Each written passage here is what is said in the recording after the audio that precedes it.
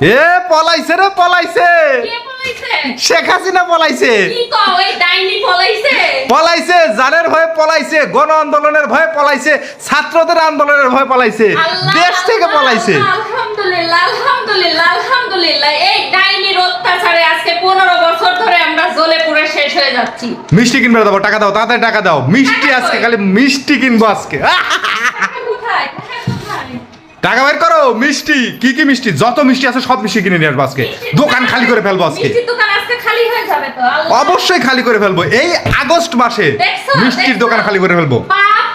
বাপ কেউ ছাড়ে না, আল্লাহর বিচার দেখছো?